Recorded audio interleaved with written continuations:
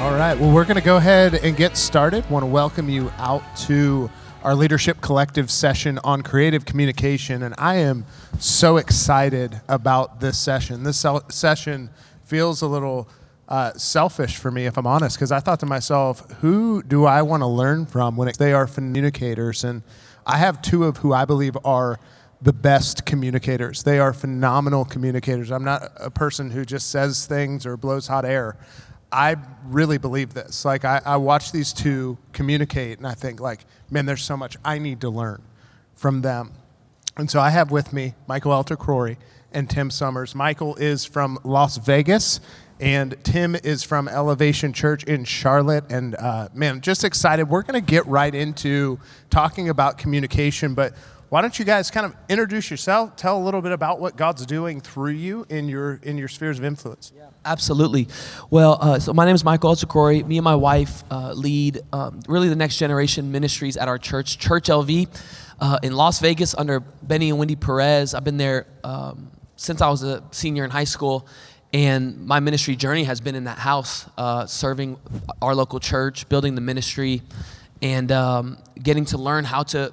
We're talking about preaching, and I've sat under some of the greatest preachers in the world, in Pastors Benny and Wendy, and just things I've learned over the years, and getting to travel and see God really, send me places to preach. It's been a fun journey. I love preaching. I love this topic, so I'm just pumped to just talk about it and share with us all things I've learned along the journey. So yeah, it's a little bit about me. I'm Tim Summers. I get the opportunity to be the next gen pastor, only 8 weeks old now. Come on. For Elevations, that's kids, youth ministry, and college. And we've been there for coming up on 7 years. Been in youth ministry for 14 years. I've got 4 beautiful kids. I brought the most handsome one with me today. 16-year-old, a 6-year-old, a 2-year-old, and a 5-month little girl. And it's the best. She's actually the most beautiful, So it is the best life. So, yeah. Awesome. Great. Awesome. That's great. So a couple things really quickly. You heard they both do next gen ministry, and here's what we all know. If you do next gen ministry, like communicating and preaching is like the 5 to 10% of what you do, right? And so we all know that, but here's the important thing. We spend the least time on it, but there is something really important about us doing it more effectively. There are so many different things pulling for our attention, but when we get the opportunity to communicate with students, with young people, with anybody really, we want to do it more effectively. We want to do it in a way that sticks. And so I want to ask both of you, what is your process when you're about to communicate? Everybody has a process of just getting that prepared. What does your process of preparation look like? I love that. You want to start or want me to start? Yeah, I'll start.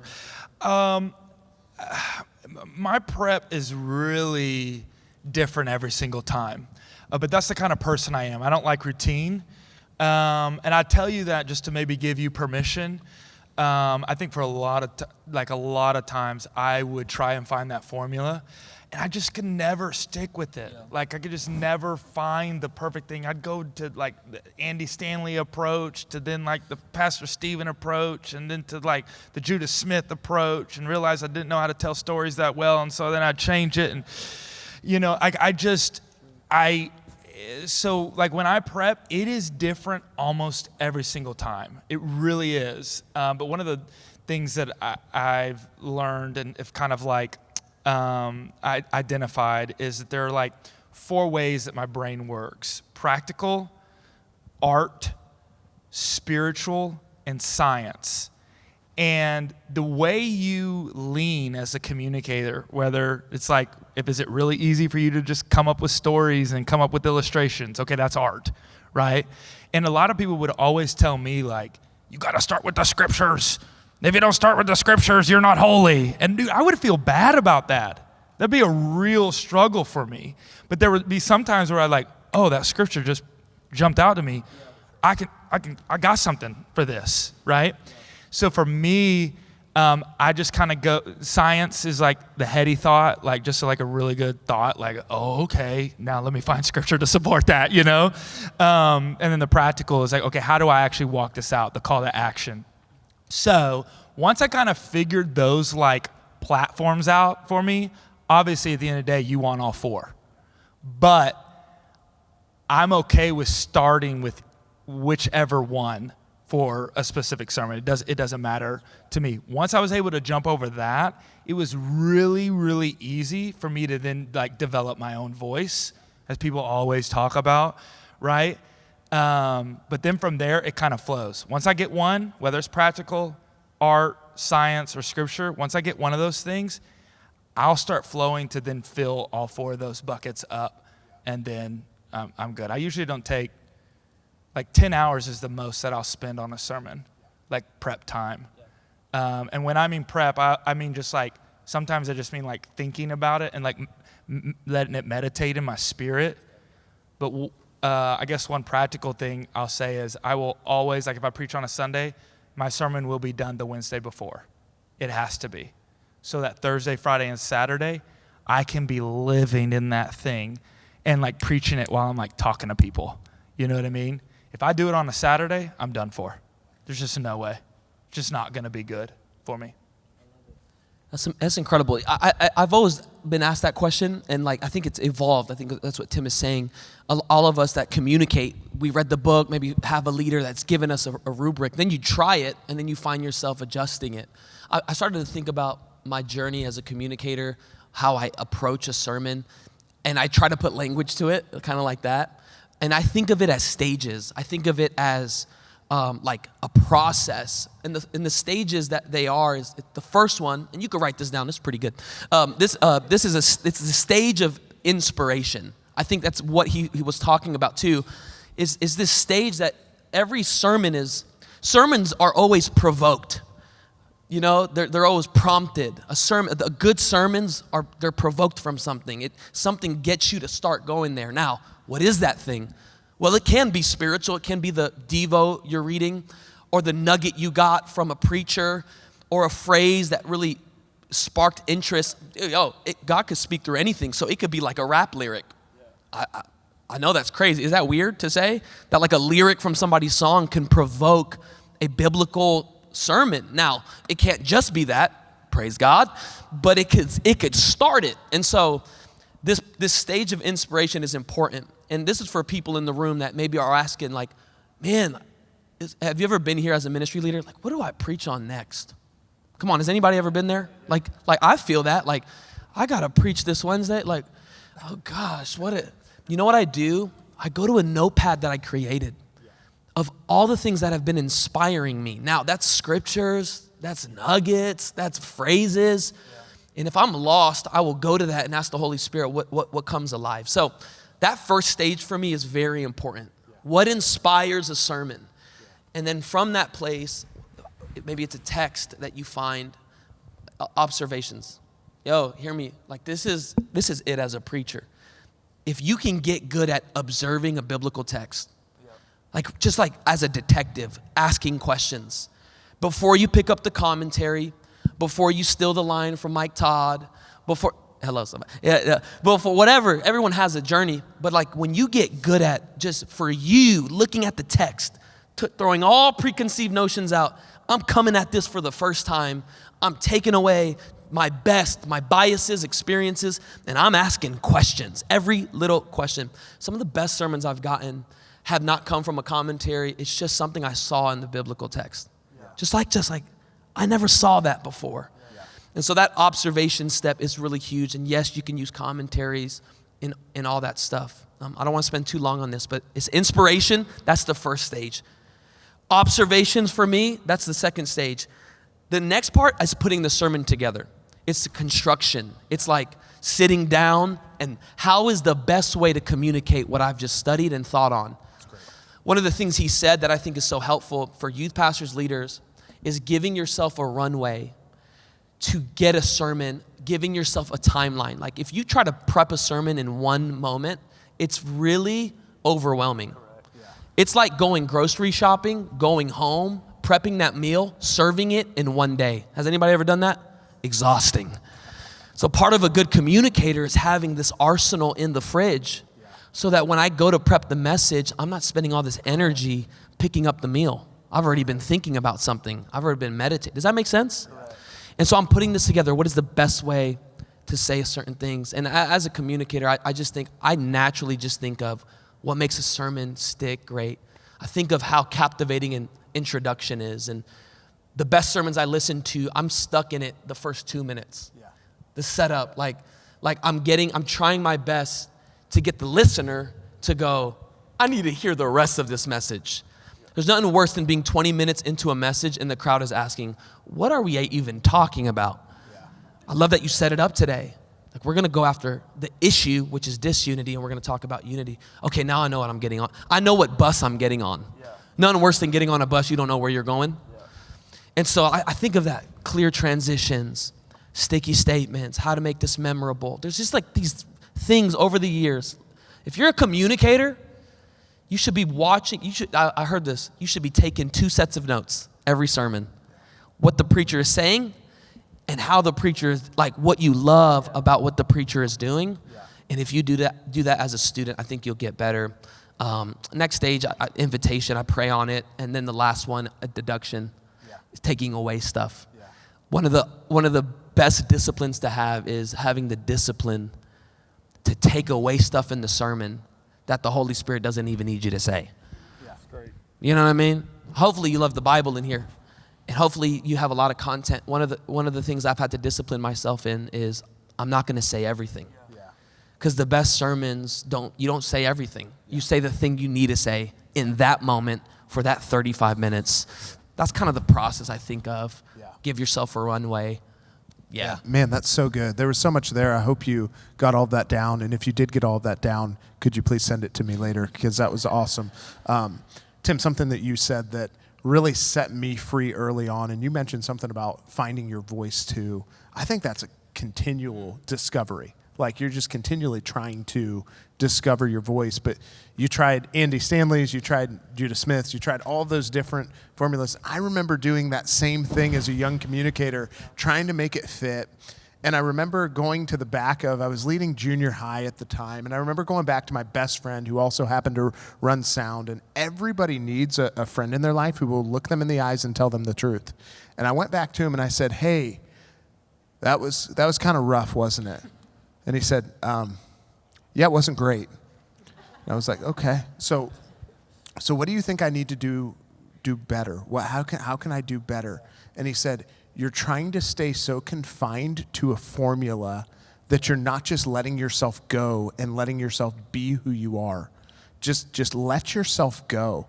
And for some of you, even in your process of preparation, I have heard the thing about, hey, if you don't start with a scripture, you're not spiritual. I heard that too. And I felt super convicted in the moment and went back to my prayer closet with it and was like, no, like God's just wired me different. Sometimes it's like, God is big enough. Like sometimes we try to put God in a box. He's big enough to use anything to speak to you and to spark something on the inside of you that's going to then minister to other people because it brought a revelation in a moment. And it can be something that happened in your day. I heard somebody say this, that they actually put in the notes tab of their phone things that happened to them, stories that happened to them throughout their day, so that they can just have things to pull from, because I don't naturally come up with stories well. So what do you need to do? Make a list of them. So you know the area that maybe you struggle in to come up with, resource that area. Help yourself in that area by noting things as they happen. I wanted to ask you guys this because I know you guys have not only been great preachers for a while now, but you also have been great students of preaching. And I think that's important. What are some resources? Who are some communicators that you've looked to that have really helped you in your journey? That's a great question.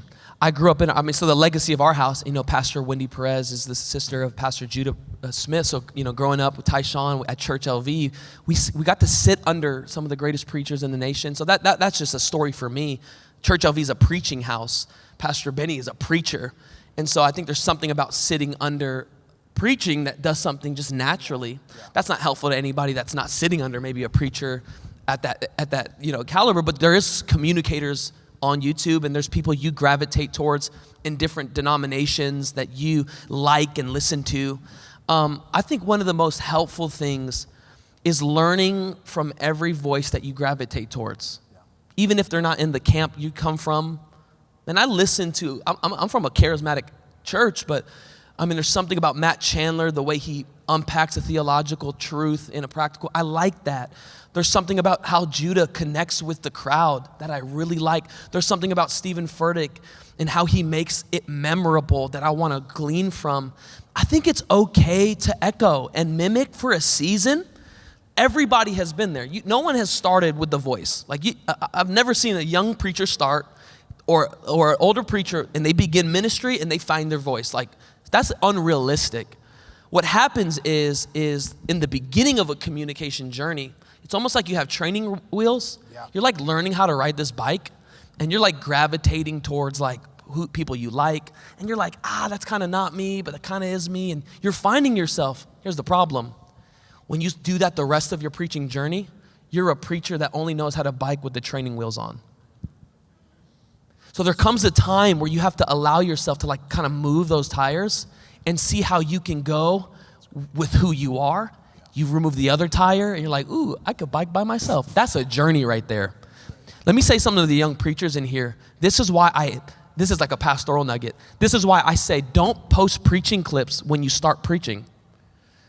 Don't feel the pressure for that. Why? I could tell that there's training wheels on your bike, on the clip.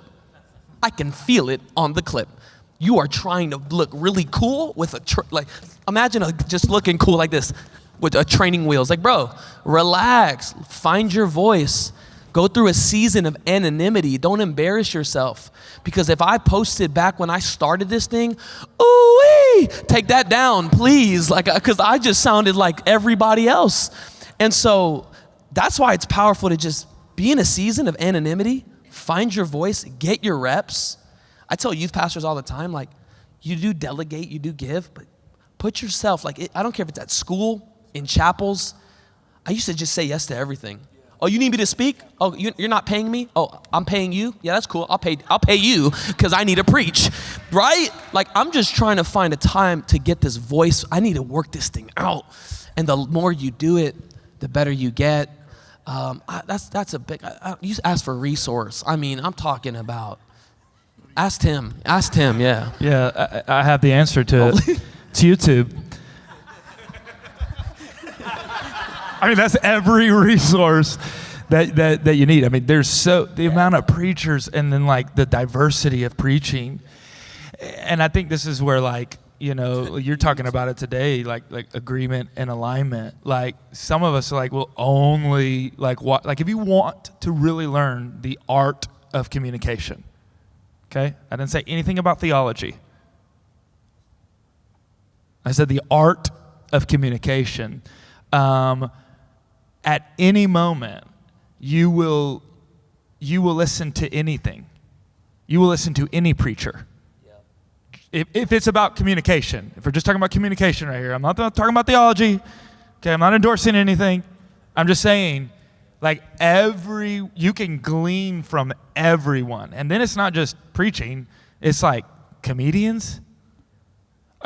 I mean, comedians are arguably the greatest communicators on the planet. It is wild the way they can move a room like this. And then there's some that are not even funny. So don't think just comedians is just funny. It's they are telling a story like crazy. They got to a point quick. Yeah. And it's because I started studying the art of comedy. They actually, so we look at comedians now, and they're doing hour-and-a-half long specials. You're like, oh my gosh. Well, they used to have to do these little moments in 5 minutes. So they have to tell, 10 jokes within a certain time frame. That's how you have to start out. Comedians would only get the stage for 30 seconds and you get one joke. Go. Like, that's mind-blowing, because the things that you're talking about, deduction, the things that you would have to take away from the stories that we tell in preaching just to get to the actual good part of what I need for them to hear the word or hear the application. Oh my goodness, we could deduct so much. But if we're talking about the art, like, there's an art to that. There's an art to going, okay, I told that story in 5 minutes. Something that my pastor told me one time that I thought was brilliant was that he said, this whole concept of like, you got to know your why, right? He said, but a great communicator can communicate their why in 1 minute, 5 minutes, and in 20 minutes. He said, you ready? Go. And I said, which one? 1 minute, 5 minutes, or 20 minutes? He's like, 20 minutes. Go. And I struggled all the way through. My why? Man, I had it down in 1 minute. Bang, bang, bang, bang, bang, bang. 20 minutes? Oh my goodness. He said, okay, you got to learn how to be able to do it. So I laugh at this because I had Michael come over and preach. And I said, hey, bud, you got 20 minutes. He's like, what? 20 minutes, bro? Are you serious? I'm like, yeah, man. Sorry, that's just what we do. Like, for rhythm, you got to do 2 minutes. And he was stressing over it. And he's a phenomenal communicator. One thing is not like the other in here, and that's me, okay? It is 100% me. They are on totally different levels than I am. But I watched him be able to take this message and do it in 20 minutes. And I was like, and he hit every piece that he needed to hit for people to be able to receive Christ. But you got to challenge yourself in moments like that. Can I do this in 1 minute? Yes. You should be able to do a 40-minute sermon in 1 minute. It's called the one-sentence premise. What are you actually trying to get teenagers or the audience to get? Like, what do you want them to go? Like, they walk away, they say one sentence, what is it? Right? And let me tell you, that will humble you as a preacher. You go ask a teenager, what'd you get out of that? Bro, when you talked about the door, yeah, man. I'm like, okay, crap, my illustration took too much of the time, and all he thinks about is the door. So great, okay, but that's it. That is the stuff that you challenge yourself with to get better at communicating.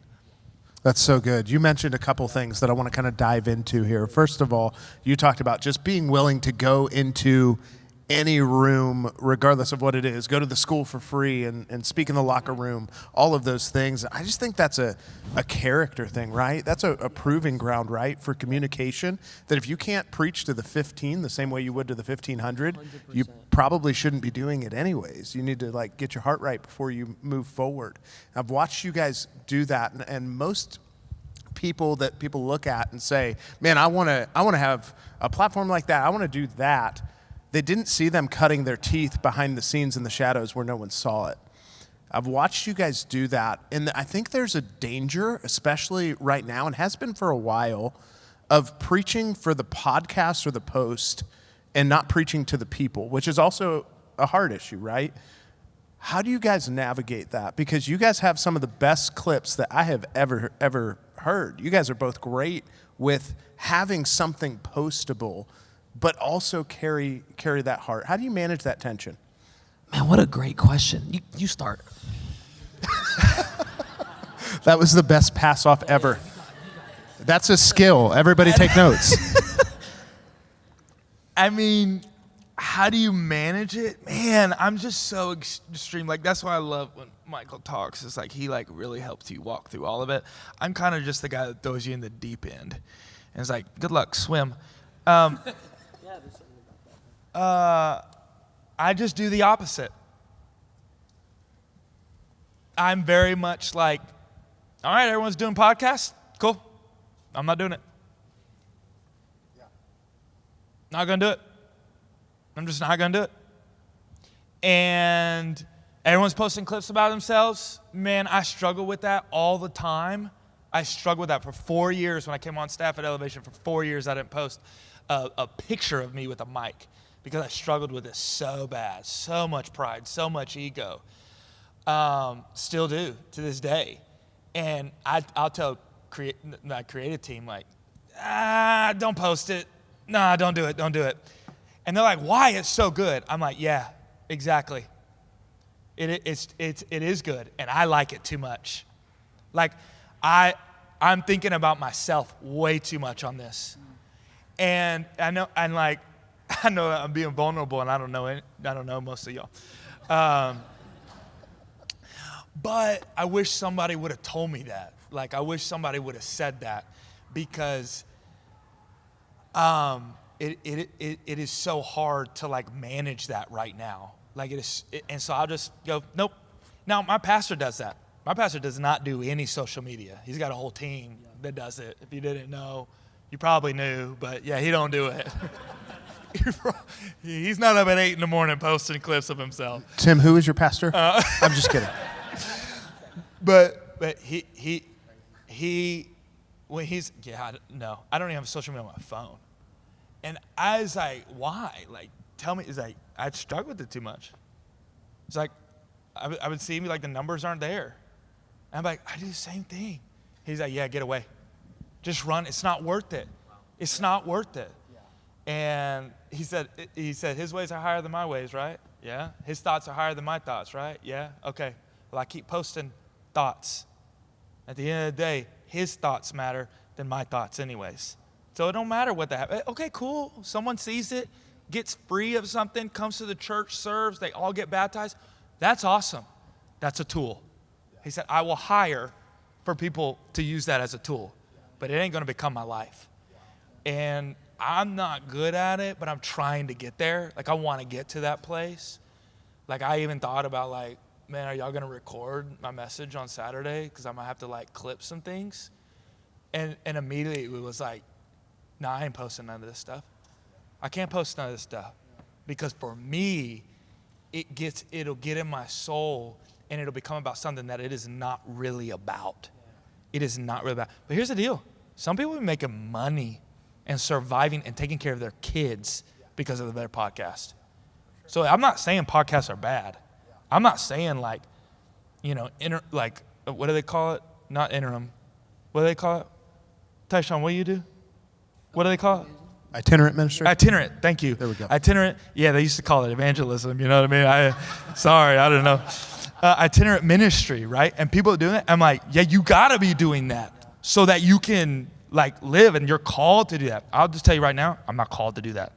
I don't even consider myself a great communicator, and that's not false humility. I just really don't. I consider myself more of a leader, a church leader, and I want to be a builder and a developer. But I would be lying if I said, did I ever go, which one do I want to do? Do I want to lean into communication, or do I want to lean into leadership? And I think it was healthier for my soul for me to go into the more leadership realm. I love that. Yeah, I would probably, that's so good, man. It's so helpfor I would be like the complete opposite, right? Like he says it, like I do feel this compel on my life, this calling on my life, just what's been spoken over me for my voice to be heard when it comes to the gospel of Jesus as a preacher. Now, I am a local church leader. I've been in the same house for 13 years. I've been building one ministry in one place, and that's done something for my communication that I think I'm so grateful for. To be able to preach to the people in front of you, you can feel it when somebody is preaching to the crowd on the video and they're overlooking their ministry in front of them. Yeah. I can feel it on a clip. I don't know. I'm like, who are you talking to? For sure. Because you're talking about youth ministry, but you're not talking to young people. I know what they're battling. You ain't talking about that stuff. You're talking to like the pastor that's going to watch this. That's weird. Jesus says, you're going to be my witnesses in Jerusalem, Judea, and to the ends of the earth. We're buying into this lie that I have to be a witness to the ends of the earth before I learn how to be a witness in Jerusalem. And like the reason God's not trusting you with the ends of the earth is because you're not faithful with Jerusalem. The people in front of you, that junior high student that needs a message in that moment, I don't know. I guess when I started, it wasn't as big of a pull to post. And so that I'm grateful for that. But I think you're constantly fighting that. You're constantly fighting that feeling of, who am I doing this? Who am I talking to? Yeah. But yeah, man, I think, and then there's like another side. My brother is in social media. He does it full time. Omar El-Takrori, like he helps churches like amplify the message on social platforms. And he'll call me all the time, why don't you post them more? And it's the same thing. It's attention. It's a dance. Yeah. Do I want it too much? Is this helpful to somebody? Yeah. But that's a talk. I don't know if I answered your question, but. Yeah. Well, I think that's where you have to evaluate your heart. Yeah. And that's why I'm trying to be vulnerable in the moment right now, because 2 years from now, it could be completely different. Does that make sense? Yeah. Like, that's just like the reality of seasons. Yeah. Does that make sense? Yep. But you might be in the season right there, and I want you to know, like, hey, you have that permission to feel a little bit like, you know what, maybe I don't need to be doing any of that, or maybe I need to lean in. Maybe I do have that, and I feel that, and I want that. That's so good. That. And can I say this for that? Like, if you're feeling that to post, if it's good, post it. If it sucks, don't post it. Can we talk about that side too? No, I think we need to talk about that. Like, genuinely, I think people are posting stuff. Have you seen these clips? You're like, that didn't make sense. That was unbiblical. That was weird. So that's a whole posting thing. But I tell people that want to post, let it be good. So ask your friends or ask a trusted voice. Like, I have people I send it to, like, hey, what's your thoughts on this? That's weird. All right, cool. But I'm just seeing this like, you got to get content out, and it's terrible. That's another talk, but I want to stay on social media, but that it cuts off before you complete the thought, and you're just like, where was that? Where were you going? Yeah, totally. I'm glad you said that, Tim, about seasons, because I felt like for me, my journey was a lot the same. When I was in student ministry, I felt a conviction not to. Yeah. And it was at a time where it was kind of like the forefront of when people were starting to. We had the team, we had all the resourcing to do it, but I felt a conviction. Yeah. And so, people around me would be like, man, you're hindering, like, we could get this out there, you're hindering what we could do. And I said, no, I'm guarding my heart. Yes. This is about me. And so I think there is something about knowing your spirit, knowing your heart, guarding your heart, and going with it, being really honest with yourself. I'm so thankful for your vulnerability, because I think it probably set some people in the room free. It's so helpful, even for me. Well, the ministry doesn't last if the leader doesn't. Yeah. Oh, so good. Yeah. And we've seen it too many times, year after year after year, especially in the last 2 years. Yeah, absolutely. Where churches are just declining, blowing up, because the leader didn't last. But that's all about guarding your heart with little things. And for some of us, this is little. Yeah. For some of us, it's already too big. Yeah. And now you're like, how do I? And that's why I'm like, just stop. Go extreme. Do the opposite. Now, you can't just do the opposite on everything just because, right? But there's a freedom in being able to be able to do that in different seasons. Yeah. That's great. One of the things that you both mentioned that I really appreciate about both of you as you communicate is your commitment to your pastor and to your house. I think there's something about having your pastor be a primary voice in what you do, so that you carry the voice, you carry the language of the house. How have you guys kept that, and what encouragement would you give to other people who, because it can be tempting, right, to find, and you guys have two of the best preachers, so it may not be as prevalent, but it can be tempting to listen to everybody else and fail to honor and really listen to and hone into your pastor as a primary voice. Oh, God. Uh-oh. I have thoughts. You want to talk first? Yeah, I'll go quick. Go. Here's what I'd say. No other person was given the vision of your church other than your senior pastor. Yeah. So get under it. Yeah, it's great. And the best way you can get under it is to learn the language. Language precedes vision. Yeah. You got to learn the language. Yeah. So if you're there, there's a reason why you're there. So it's not like, oh, they're not a preacher or whatever. They're talking. They might not even be preaching. They're talking in that staff meeting. They're talking in your one-on-one. Learn that language. That's how you build trust. That's how you get more budget. Come on, somebody, amen, right? You think I'm kidding? You think I'm kidding? They're like, oh my. And I'm not saying you got to be them. I'm saying you gotta know how to think like them, talk like them.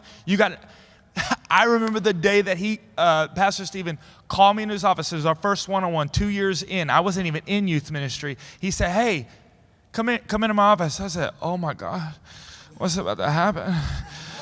Oh, Jesus, like this is a hero of the faith for me. Like I'm like a little giddy schoolboy. I'm like, okay, here we go. Yes, sir. It was like a long table, it's like I'm on this one side, he's on the other side. It was real weird. I don't know. It's not like that anymore. But I was like, yeah. He's like, I heard you've been in youth ministry for like 10 years. I said, yes, sir. He said, okay, cool. What would the vision of the youth ministry be if we started one? And I pulled out my journal, dead serious, pulled out my journal and said, 3 months in to me being on staff, you preached a message called The Rhythm of Revival, and you talked about release, receive, respond, repeat, drawing near to God, listening for God, living it out, and consistency. I believe that if we teach a teenager how to draw near to God, listen to his voice, live that out, and stay consistent through it no matter what the enemy throws at him, I believe that's the best youth ministry in the world. And that's the vision of the youth ministry, and it came out of your mouth, and I don't even think you knew it. He looked at me and went, he's the youth pastor. Today, you're the youth pastor. Are you ready? It's like, I guess. I guess so. He said, you're the youth pastor. Because I just reiterated everything he had already said. That's so good. And he said, you know my heart, you know my values, you know the direction, you are ready, you are underneath this vision. And I have kept that ever since. That's great.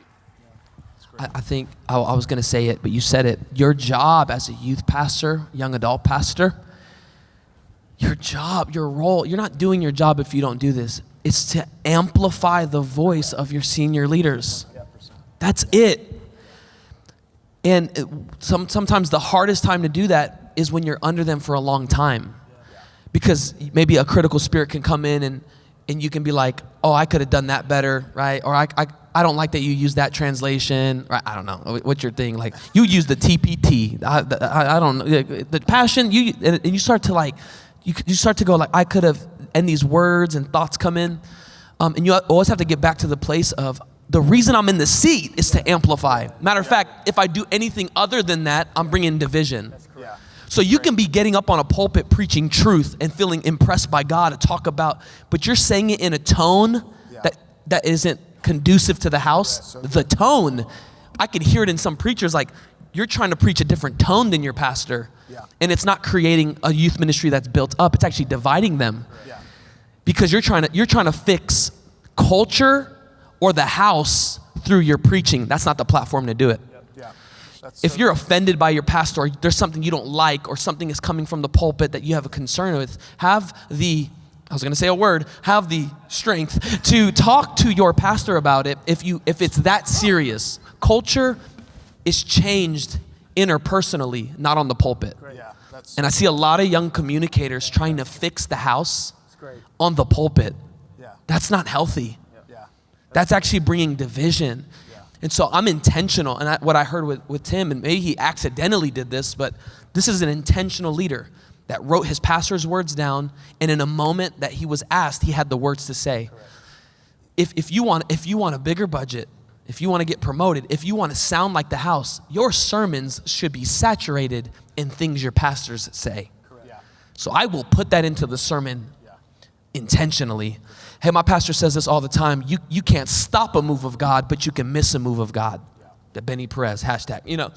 Like whatever he's saying, I want to say. It was crazy. I preached at our revival night, and I was just doing me. And I don't always preach when they're present, because we tend to preach when they're out of town or on the holiday that nobody wants to preach. Like that's when the youth pastor preaches, like the day after Christmas. Like nobody cares. And like Memorial Day, like what? Like, it's like, all right, I'll do it. But he was sitting there, man. It was such. He came up to me after, and this is such a weird compliment. He said, "Thank you for quoting me." That's what he said. And I just thought that was so cool. Like something I intentionally did to show honor, he noticed. And it encouraged him to just continue to push my voice forward in the church. He can trust my voice in the church. So there's a lot of things to say about that, but man. Yeah, that's so good. It comes back to what you're called to do. You're called to carry out your senior pastor's vision. And, if you're one of those youth pastors that has that, well, my pastor doesn't get it. No, you don't get it. Align with his vision, and then he'll hear your ideas. Once you align with his vision and start to move in that direction, and he knows that you have a heart of honor, and he knows what you were saying, like you're going to honor no matter what, and you're going to propel that vision forward, then he'll be more likely to give you his ear, invite you to tables, and then you can start to speak to things. But so often we want to get that backwards. We want to have a voice and again, post about things that we should be praying for. Pray for your senior pastor if there are things going on that you would be tempted to get up and say something about. Really quickly, in closing out, I just wanted to hear from you guys. Is there anything that you guys do after preaching to evaluate? Do you invite others into that process? For instance, for me, I have a few trusted voices, one of which being our executive pastor, who I've been friends with since I was 12, grown up here at the church with, that I'll take it to and say, hey, my tendency is I can be dogmatic. I can say things sharply. I'll ask him, hey, how was that? And he gives me honest feedback. Yeah. There's a few people that I have like that. What does that look like for you guys? Yeah, I do this probably every time. I listen to my sermon. I just listen to it. It sounds prideful. No, it's good. Because you have to learn how to you have to learn, somebody said this, you have to learn how to love your voice or you won't be confident in it. You remember when you first started preaching and then you listen back and you're like, who is that person? I thought I preached with a deep voice, and I listened back and I was like, hey guys, how are you doing today? It's like, what and who is this person? And so I had to listen and listen until I got confident in my voice. Like, I actually like my voice. That was actually good. And then I don't know, that does something. So I want to encourage you. You might fight that urge to listen because it takes time or it's uncomfortable. It should be uncomfortable. Keep listening to yourself until it's comfortable. Because any great preacher can listen to themselves because they really feel like, I got something to say and God's given me a voice. And you said it, trusted voices. My wife is like the best person to ask because she knows me. So people that know you are the best people to ask, hey, can you tell me about that sermon? Yeah. Because they could be like, eh. You have to want that.